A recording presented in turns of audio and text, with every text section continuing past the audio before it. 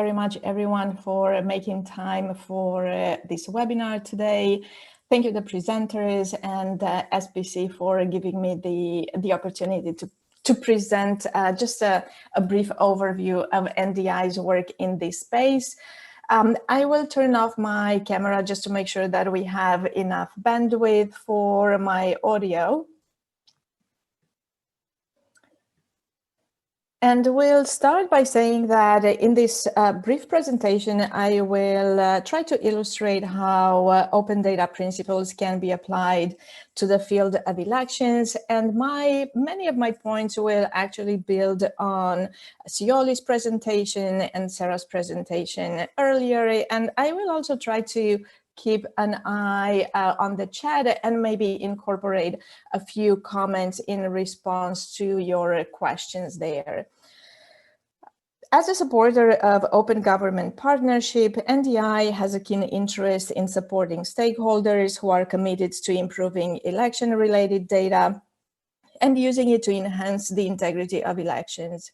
With support from USAID, our donor, NDI launched the Open Election Data Initiative in 2015 to assist civil society, election administrators, and technologists with the key concepts and tools of election data in order to assess, use, and effectively advocate for election data that is truly open.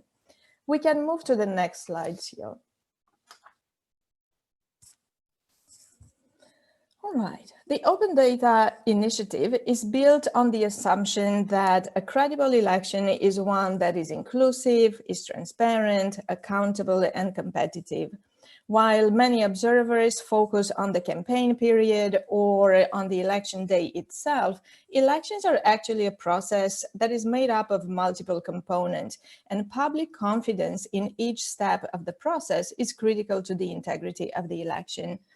In order for citizens to participate in, understand, be able to evaluate, and ultimately accept the election results as legitimate, election data must be open to them. Moreover, and touching on a couple of points made earlier by the other presenters, in the context of the rapid proliferation of social media and in the absence of official data readily available, rumors and disinformation can thrive, leading to the creation or exacerbation of social divisions and a trust gap between citizens and government. Open election data principles can guide election management bodies and other relevant institutions to improve the quality of the data they collect and disseminate, going beyond just the broad concept of transparency, but actually making data more usable and practical. We can move to the next slide. But what sort of data is the one or the ones that matter? A baseline of election data openness can be created by examining the main pre-elections, elections, and post-election processes in a country.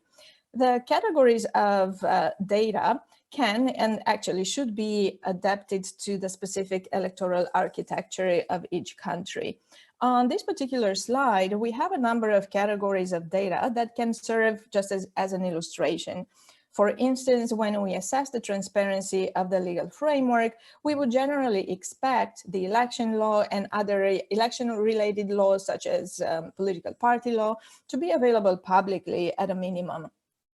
Then when we talk about electoral boundary data, we would consider that this data is open and transparent if the names of the district and the hierarchy of administrative units are available at a minimum. Then information about electoral management body administration would include, at a minimum, its address, specific contact information, a bit of information about its mandate, a list of electoral commissioners and their bios. The election management processes category refers to meeting minutes, decisions, and directives, information about procurement, the election management body's budget and expenditure, and a list of organizations that are registered to observe elections. The electoral security category would cover a list of incidents and how they have been solved, what their outcomes are. The political party registration category would look at data on registered and rejected parties and also reasons for rejecting those parties. Similarly, the ballot qualification category would look at contestants who have been accepted or candidates who have been rejected, and again, reasons why they have been rejected. Other categories, as you see illustrated on this slide, examine rules and regulations for campaigns, including funding and spending and so on. We can move to the next slide. And the principle presented in the next slide help define openness metrics and improve the quality of data that governments and election management bodies collect and provide to the public. And here I would link back to CEO's presentation. He talked a little bit about some of these principles, and really it's just some guidance that should be adapted to the context of each country. First, data should be available free of charge. And if it is available on the internet, then the cost of printing, shipping, posting are non-existent. So that makes it also easier to obtain it for free. Then to meet the criterion of granularity in the space of election and election management, data should be available at the finest detail possible. For instance, if we look at the number of registered voters, this information should be available at polling station level. If we look at election results, again, election results in principle should be available at the polling station level. Now, I do understand that in some instances, this is difficult to attain, especially when there are security concerns and concerns related to potential retaliation from candidates or elected MPs against certain villages or certain communities who have not supported them. But again, this is at a principal level. Then data should be available in bulk rather than having it in many separate files. And as an election observer or an analyst, you have to put that all together. To be analyzable, as it has been discussed before, data should be available in a CSV or Excel format. We have noticed that in some cases, data is available just as hard copies somewhere in the basement, especially when it comes to historic data or image files, scans, or taken by a phone, which is difficult to analyze. Non-proprietary, this means that data should be in a format in which no organization may have exclusive control of, then not to discriminate when it comes to how we can disseminate data, to be license free and permanently available. And this is one of the more difficult aspects to actually accomplish, because we have noticed that in many cases, not only in the Pacific Islands, but election commissions and other relevant institutions tend to focus on the next election and publish information that has to do with the upcoming electoral scrutiny. But with this, much of the more historic information is lost. So for those civil society or other activists who are interested in looking at election integrity across electoral cycles, it's difficult to find that historic data. And then last but not least, timeliness. The information should be provided as quickly as possible in order to be effective. For instance, if we have changes to the legal framework, then we would want those changes to be put out there as soon as possible for political parties, for candidates, for civil society, to see how this might inform their strategy and their tactics in the next election. We can move to the next slide. So an assessment that we conducted last year in the Pacific Islands, in this analysis, we found that key election-related legislation is generally available to the public. Additionally, leveraging improved internet connectivity in the region, a few election management bodies have started to facilitate real-time access to key election data, although some still struggle to provide minimal information online. To overcome these challenges related to access to information that have been exacerbated by the ongoing pandemic, and to better serve out-of-country and remote living voters, election officials have gradually realized the need to maintain effective websites in order to improve electoral transparency. Encouragingly, and you see a few examples here, a few election commissions have been setting up online platforms, including voter registration lookup systems, lists of polling stations, and constituency boundary maps. But again, to link back to Sioli's presentation and comments, understaffed, underfunded electoral management bodies remain, however, key structural barriers to open election data in the Pacific Island countries. And I will link in the chat the baseline analysis that we conducted, where you can find a bit more context and more comment about other structural and even cultural barriers in the region. We can move to the next slide.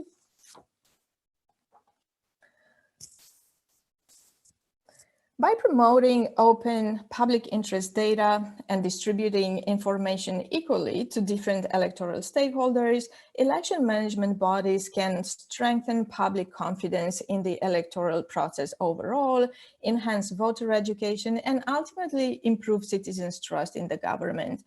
Good quality official data can also be used to, if you want, inoculate government and election commissions against misinformation and disinformation, which can undermine democratic elections and democratic processes.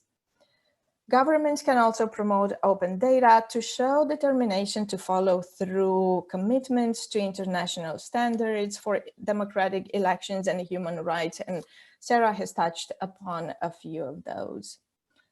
We can move to the next slide.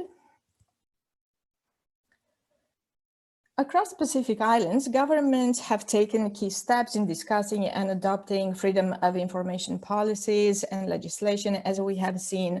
And globally, campaign regulations and disclosure requirements remain some of the most debated topics, because money in politics can have significant weight in the outcome of an election.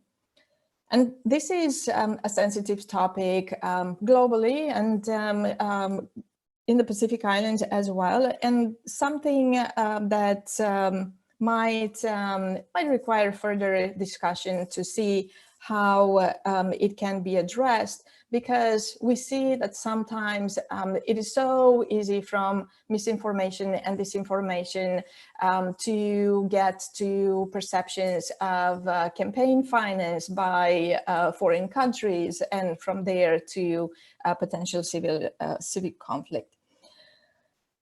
Additionally, in the context of ongoing pandemic, allocating adequate resources to a myriad of competing priorities is understandably difficult. But finding a way to make key data available to election stakeholders and fostering an environment that proactively encourages independent election observation throughout the electoral cycle will be an opportunity to strengthen democratic practices.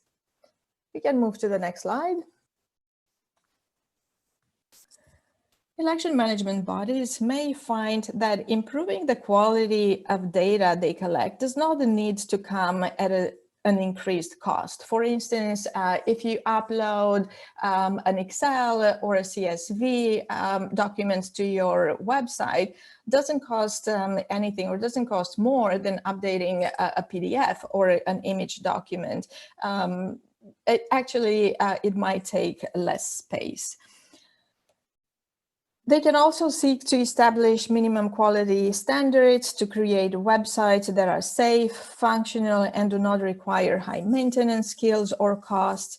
Electoral and political party commissions can also encourage political parties to publish their electoral platforms in order to allow citizens and other stakeholders to track how well the party or the candidate delivers on campaign promises once elected. And last but not least, international development partners and regional bodies have an opportunity to foster a culture of open data. Regional and bilateral partnerships can be conducive to consolidating democratic practices, including strengthening the right to information frameworks.